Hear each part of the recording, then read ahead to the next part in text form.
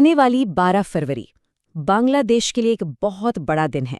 इस दिन वहां चुनाव होने जा रहे हैं और ये कोई आम चुनाव नहीं है। बात सिर्फ एक नई सरकार चुनने की नहीं है, बल्कि ये वो चुनाव है जो पूरे साउथ एशिया के भविष्य को, उसकी शक्ल को बदल सकता है। जरा सोचिए, हम बात कर रहे हैं 17.6 करोड़ की आबादी वाले देश की। ये दुनिया का 8वां सबसे बड़ा देश है, तो जाहिर है जब इतने बड़े देश में कुछ होता है तो उसका असर भी बहुत बड़ा होता है। और वोट देने वालों की संख्या भी देखिए, करीब 12.7 करोड़ लोग रजिस्टर्ड हैं वोट देने के लिए। ये एक बहुत बड़ी संख्या है जो दिखाती है कि ये चुनाव डेमोक्रेसी के लिहाज से कितना अहम है।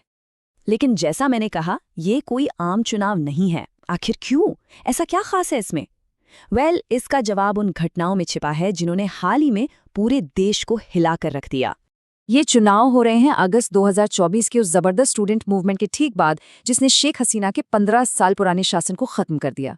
तो आप समझ सकते हैं कि अब जो दांव पर लगा है वो पहले से कहीं ज्यादा बड़ा है।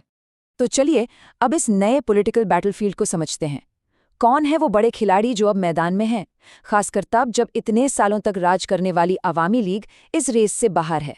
तो देखिए, मुकाबला जो है वो मुख्य तौर पर दो खेमों के बीच है।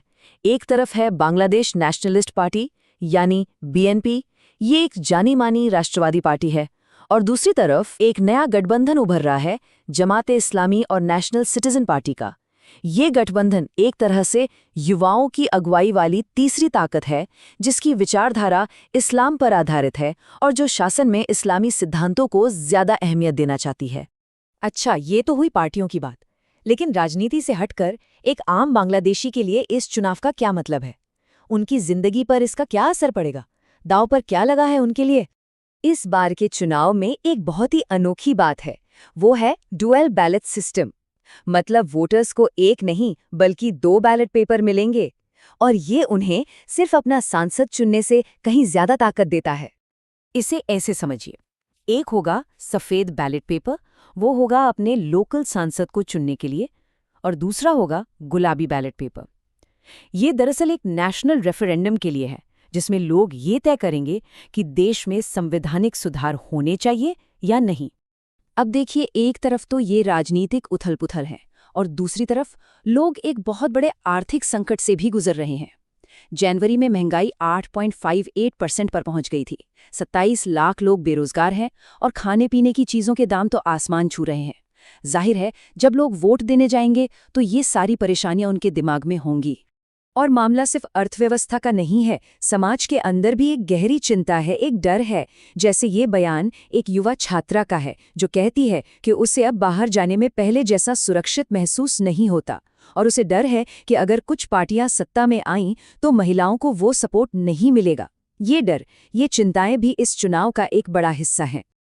अब थोड़ा दायरा बढ़ाते हैं, बांग्लादेश की अंदरूनी राजनीति से निकलकर देखते हैं कि इसका क्षेत्रीय स्तर पर क्या असर होगा।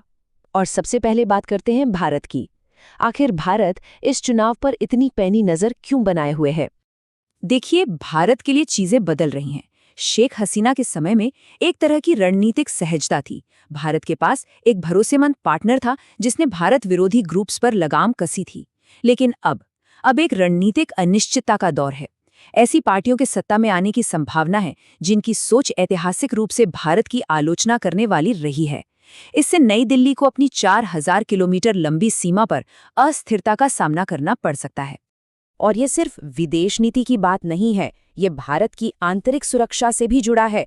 एक स्थिर बांग्लादेश भारत के नॉर्थ ईस्ट राज्यों की सुरक्षा, वहाँ के व्यापार और कनेक्टिविटी के लिए बहुत बहुत जरूरी है। चलिए अब इसे और बड़े कैनवस पर देखते हैं। ये चुनाव सिर्फ साउथ एशिया तक ही सीमित नहीं है, बल्कि ये ग्लोबल पावर्स के बीच चल रही बड़ी जियोपॉलिटिकल खींचतान का भी एक अहम हिस्सा है।